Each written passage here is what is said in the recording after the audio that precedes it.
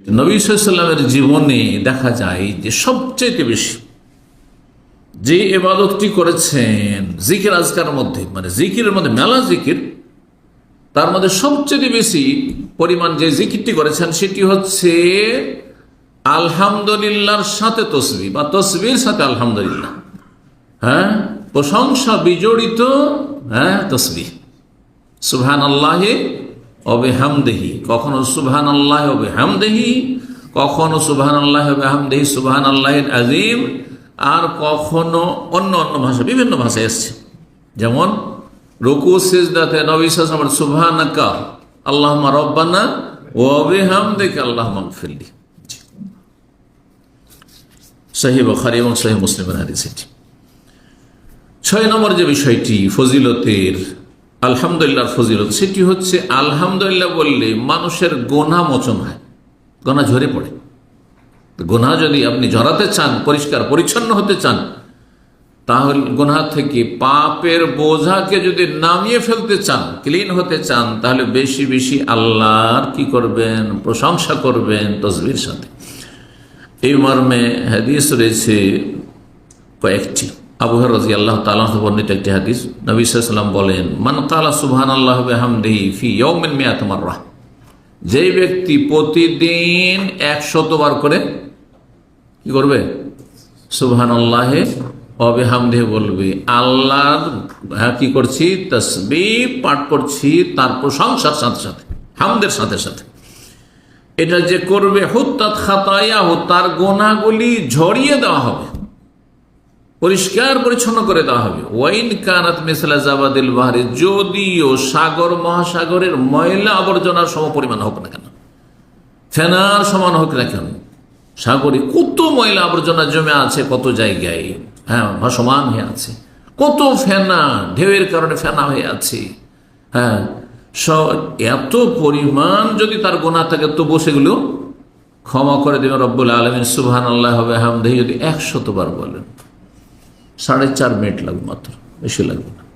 সুবহানাল্লাহি ওয়া বিহামদিহি সুবহানাল্লাহি ওয়া বিহামদিহি সুবহানাল্লাহ। মসজিদে যাচ্ছেন, আপনার মসজিদ যেতে 5 মিনিট লাগবে, আপনি চুপচাপ কেন আছেন?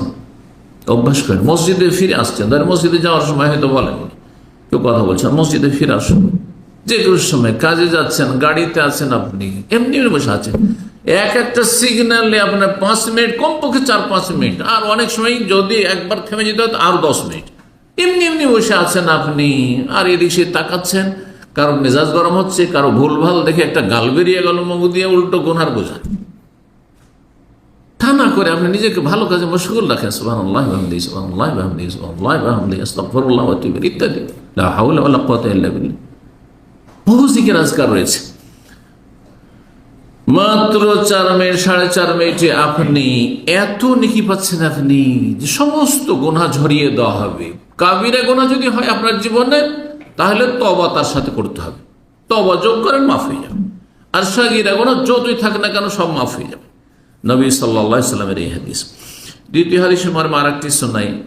এই হাদিস সহিহ বুখারীতে রয়েছে 5926, আর সহিহ মুসলিমে 4857। আর একটা হাদিস, সেটি আবু হুরায়রা বর্ণনা করছেন, বলছেন রাসূলুল্লাহ সাল্লাল্লাহু আলাইহি ওয়াসাল্লাম বলেন, মান কালা হিনা ইউসবিহু ইয়ামসি, কেউ যদি সকাল আর বিকাল, সকাল সন্ধ্যা, বিকাল বলতে আসর থেকে নিয়ে আপনি মাগরিব পর্যন্ত পড়েন, এটি বেশি উত্তম। যদি ভুলে যান মাগরিব পরে পড়ে নেন।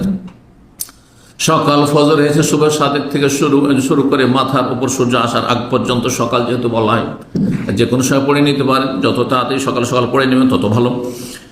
যদি কেউ সকাল সন্ধ্যা সুবহানাল্লাহি ওয়া বিহামদিহি বলে, আল্লাহ তসবিহ করলো, আল্লাহর হামদ প্রশংসার ফজিলত, মিআতা মাররা 100 বার, লাম ইয়াতি আহাদুন ইয়াউমাল কিয়ামাতি বিআফযালা মিম্মা, তার চাইতে বেশি ভালো নেকি নিয়ে, বেশি পরিমাণ নেকি নিয়ে কেউ হাসর মাঠে আসতে পারবে না।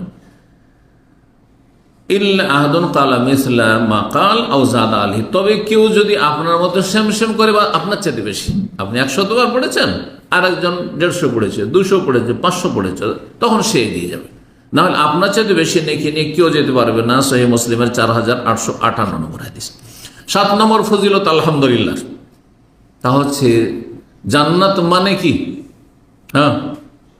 জান্নাতের শাব্দিক অর্থ কি?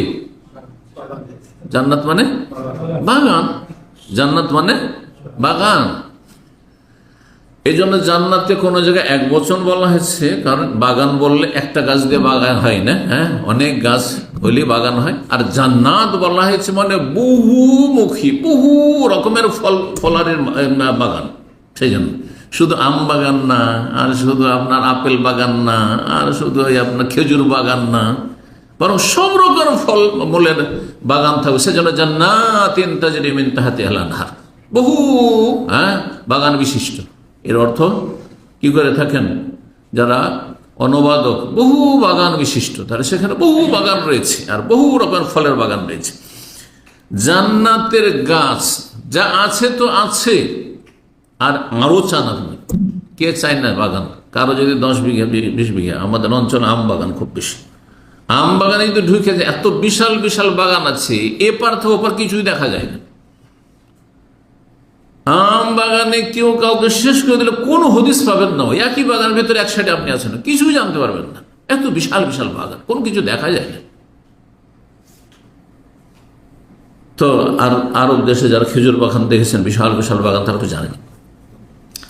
তো জান্নাতে আপনি এক একবার সুবহানাল্লাহ বলা, এক একবার আলহামদুলিল্লাহ মানে একটা জান্নাতে, আপনার যে জান্নাত, সেই জান্নাতে একটা গাছ রোপণ করলেন।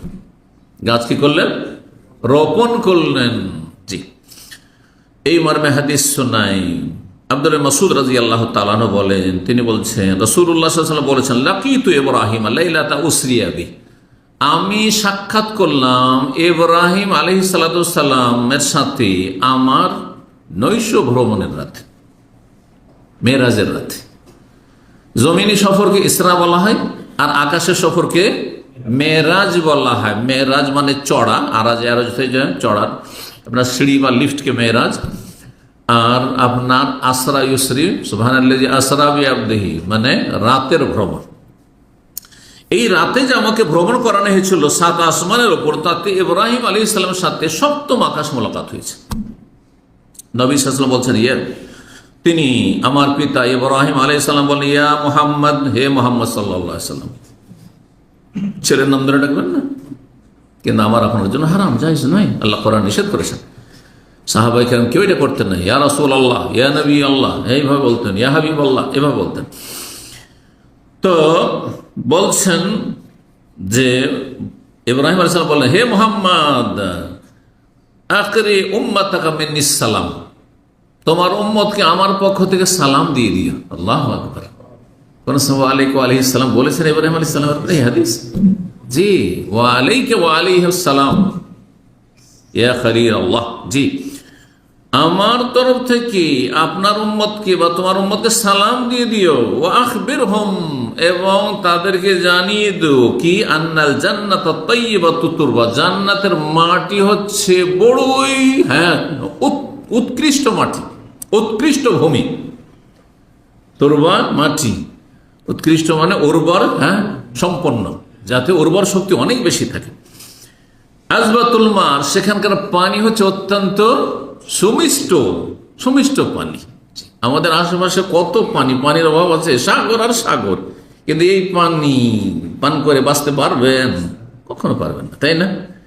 পানি যদি না থাকে বিল্ডিং এ, কি যে অবস্থা হয়ে যাচ্ছে, আল্লাহু আকবার, মনে হচ্ছে অশান্তির শেষ নেই। তখন বুঝতে পারছি, কিন্তু দেশে তো পানি অনেক সময় আজাব হয়ে যাচ্ছে, তো পানির কোনো মূল্যই নেই, এর নিয়ে আমাদের কোনো কদরই নেই, মূল্যায়নই নেই। বড় নিয়ামত পানি।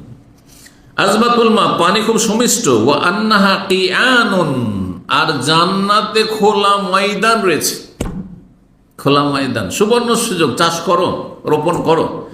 ওয়াইন্না গেরাসা, এই যে খোলা ময়দান তোমার রয়েছে জান্নাতে, বিশাল, এই নয় যে সামান্য কিছু, ধরেন দাম্মাম শহরের মতো একজনের, কত বিশাল, অমুলকান কবীরা, বিশাল রাজত্ব এক একজনকে দেওয়া হবে। আল্লাহু আকবার। দুনিয়ার 10 গুণ পরিমাণ জান্নাত, সর্বনিম্ন ওই জাহান্নামে জ্বলে জ্বলে যে জান্নাতে আসবে, ওই লোক সর্বনিম্ন জান্নাতি। আগামীকালকে হাদিস আছে সহিহ বুখারীতে, তাদেরকে জান্নাতীরা যখন অনেক দিন জাহান্নামে জ্বলে জ্বলে এসছে জান্নাতে, তখন তাদের উপাধি, নামই পড়ে যাবে জাহান্নামী। ওদেরকে জাহান্নামী বলে, এই জাহান্নামী শোনো, রাগ করবে না, আর খুশি হবে যে আলহামদুলিল্লাহ জাহান্নাম থেকে উঠে এসেছি। কথা বলছেন? তো সেখানকার ওয়াইন্না গিরাসাহা, আর সেখানে গাছের বাগানের যে গাছের রোপণ, সেটা কি দিয়ে হবে? সুবহানাল্লাহ বলে একটা গাছের রোপণ হয়ে গেল, আলহামদুলিল্লাহ বললেন একটা গাছ রোপণ করলেন আপনি। জি, চারা রোপণ করা, বুঝলেন তো? চারা রোপণ করা, আমের চারা রোপণ করেছেন কেউ? লিচুর গাছ, জি হ্যাঁ, এগুলো চারা তৈরি করা হয়েছে।